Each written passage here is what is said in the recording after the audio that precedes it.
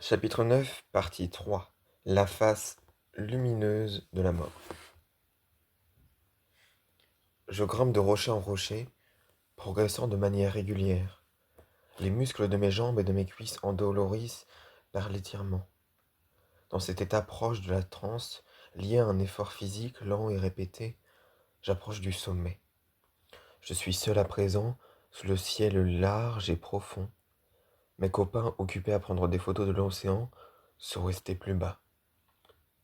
Enfin, j'arrive à la hauteur d'un gros rocher, et la vue s'ouvre. D'où je me tiens, je peux embrasser l'horizon à l'infini.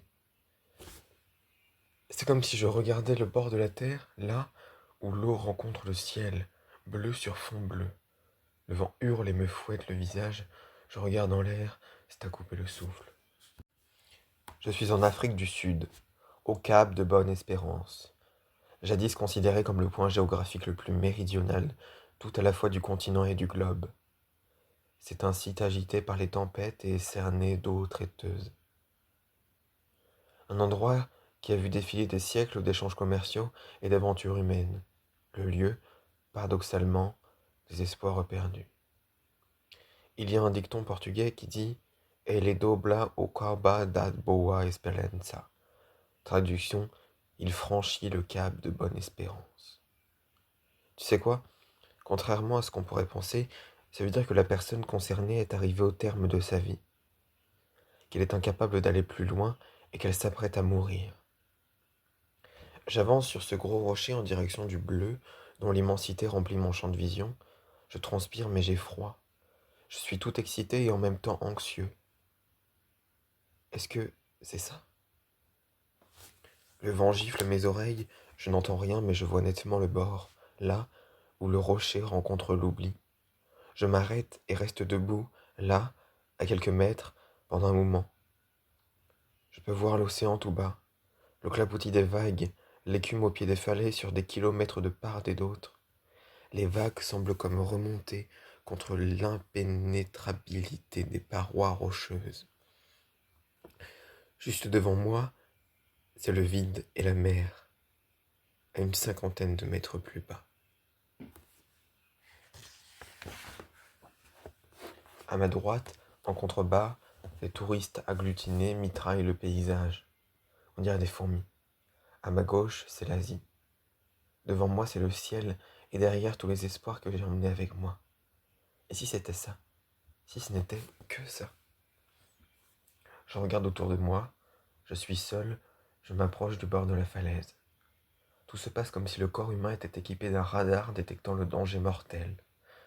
À l'approche d'un bord sans garde-fou, tout ton organisme se tend à l'extrême. Ton dos se raidit, ta peau frissonne, tes yeux focalisent chaque détail de l'environnement.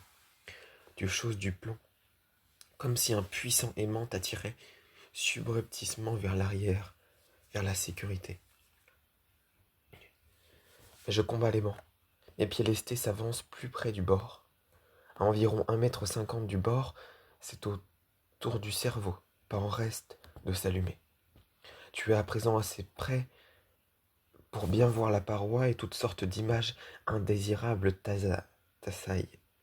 Un faux pas et hop, c'est la chute, le vide, l'eau, et c'est terminé. Tu es allé trop loin, ton mental te rappelle à l'ordre. Hé, mec, qu'est-ce que tu fais? Arrête d'avancer. Arrête! Je lui ordonne de la boucler et je m'avance encore. À moins d'1 mètre, ton corps déclenche l'alerte rouge. Là, tu visualises plein pot que tu trébuches et que c'est fini pour toi, qu'un coup de vent un peu plus fort t'envole directement vers cette éternité bleu sur bleu. Tes jambes flageolent, tes mains tremblent, ta voix également. Moins d'1 mètre du bord, c'est la limite absolue de la plupart des gens. Suffisamment près pour pouvoir se pencher et jeter un œil en bas, mais assez loin pour ne pas s'exposer vraiment au risque de se tuer. Rester planté là, debout, au bord d'une falaise aussi impressionnante soit-elle, procure une sensation de vertige enivrante et retourne l'estomac. Est-ce que c'est ça? Est-ce que je sais déjà tout ce que je saurai un jour futur? Encore un pas. Plus qu'une soixantaine de centimètres me séparent de la limite. Ma jambe d'appui vibre. Mes pieds traînent un boulet, Je lutte contre l'aimant qui me retient, contre mon mental, contre mon instinct de survie. 30 centimètres.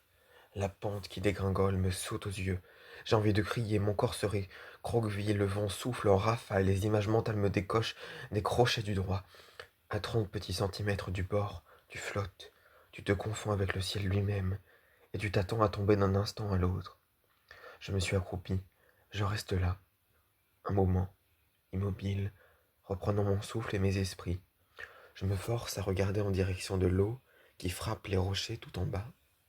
Puis je regarde à nouveau vers la droite, des fourmis grouillent prenant des photos, courant après leur quart.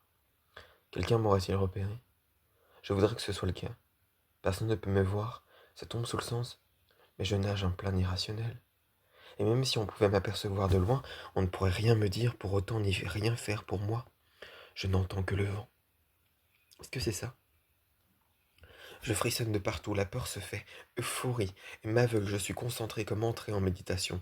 Tout devient clair, rien ne rend aussi présent à soi-même, aussi conscient de l'instant, comme d'être à quelques centimètres de sa propre mort.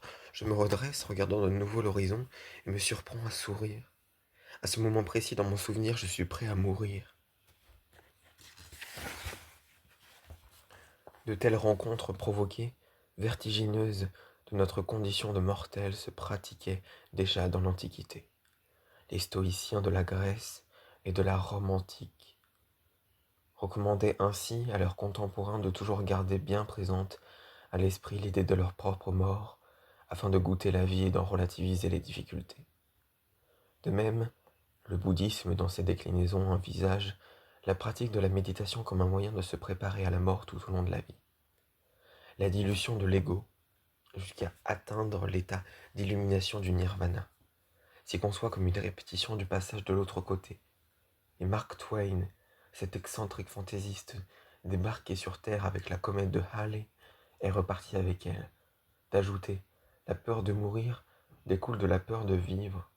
Celui qui vit pleinement est prêt à mourir à tout moment. Je me penche légèrement en arrière et, prenant appui sur mes mains, m'assis lentement. Je glisse en avant une jambe après l'autre, calant mes pieds sur une petite pierre qui dépasse de la paroi.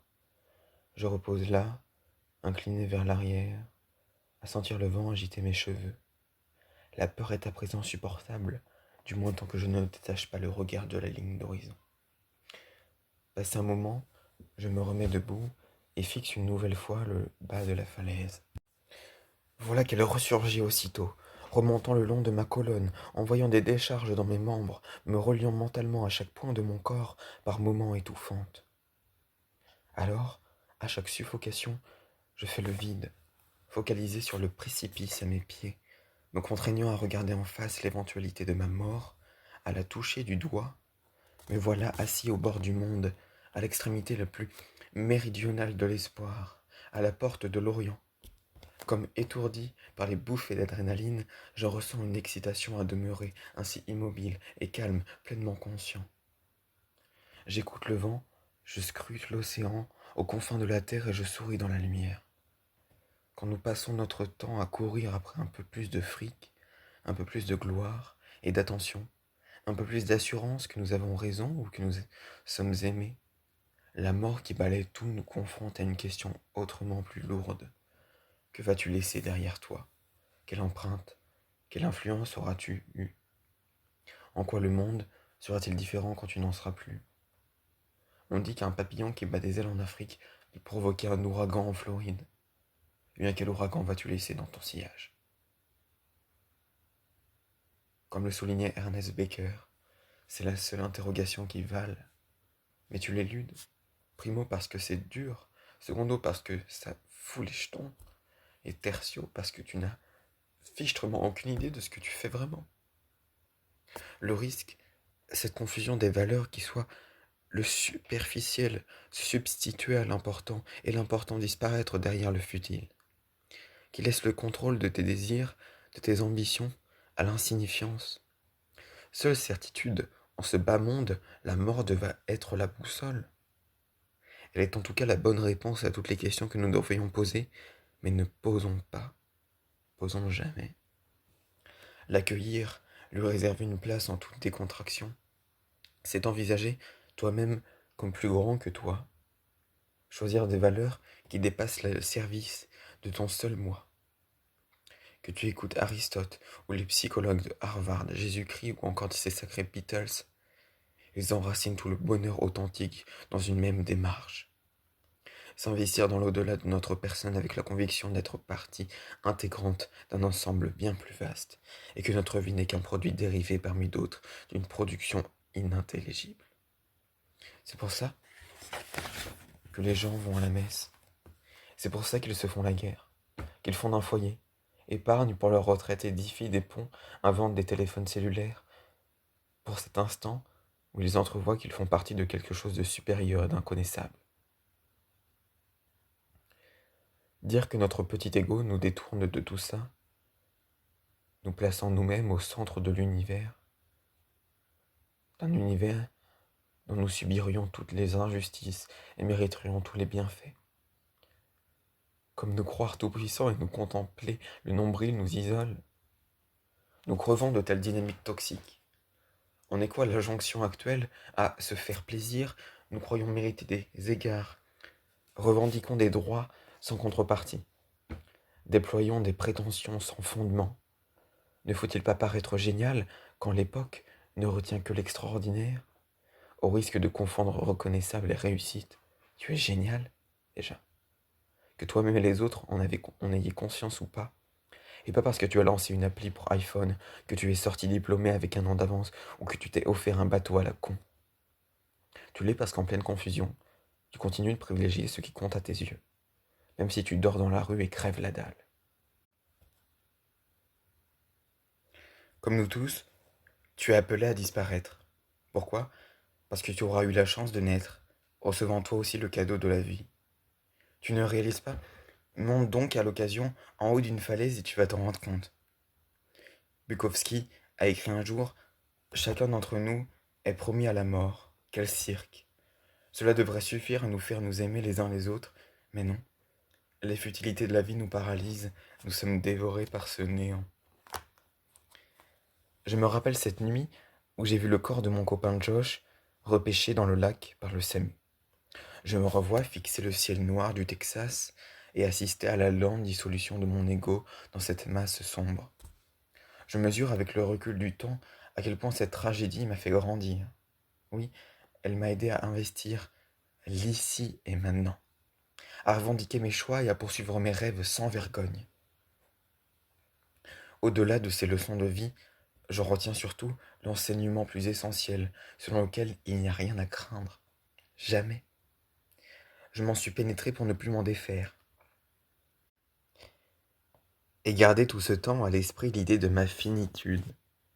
Par la méditation, des lectures philosophiques ou des trucs barrés tels que rester debout au bord d'une falaise en Afrique du Sud y a contribué. Puis tout est devenu plus facile.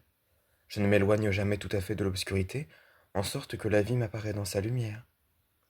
Je reste assis quelques minutes de plus à m'imprégner une dernière fois du cap de Bonne-Espérance. Enfin décidé à lever le camp, je pose les mains derrière moi et recule rapidement avant de me redresser lentement. Je vérifie autour de moi qu'il n'y a pas de rocher branlant. Une fois en sécurité, je reviens doucement à la réalité. M'éloignant d'1,50 m, puis de 3 mètres. Mon corps récupère pas après pas de ses émotions. Mes pieds deviennent plus légers. Je me laisse attirer sans résistance par l'aimant de la vie. J'enjambe les rochers pour rejoindre le chemin principal, quand voilà que je bute presque sur un homme qui m'observait à distance. Je vous ai vu assis au bord là-bas, me lance-t-il. Il a un accent australien. Il articule là-bas, d'un air gêné, pointant l'index vers l'Antarctique. Ouais, la vue est époustouflante, n'est-ce pas? Je souris. Lui me regarde avec gravité. Je me frotte les mains sur mon short, encore vibrant. Des longues minutes suspendues, un ange passe. L'Australien reste debout devant moi quelques instants, l'air perplexe. Puis je l'entends articuler lentement. Vous êtes sûr que ça va? Comment vous sentez-vous? Je lui souris, en silence, avant de répondre. Vivant, très vivant. Me rendant le sourire, Il m'adresse un petit signe de la tête, puis s'engage sur le chemin. Je reste là, silhouette dans ce cadre unique. J'entends mes copains qui gravissent le sommet. Ils ne vont pas tarder. Écoutez, voilà la fin de L'art subtil de s'en foutre, qui était de 200 pages quand même, donc assez conséquent. Bah voilà. N'hésitez pas à me dire si cela vous a plu. Je pense que je ne ferai plus de développement personnel, juste lui. Je ne l'avais pas encore lu et j'avais envie de le partager en quelque sorte. Mais je pense que je vais rester sur des fictions, du théâtre et de la poésie. Car attention, des choses intéressantes arrivent.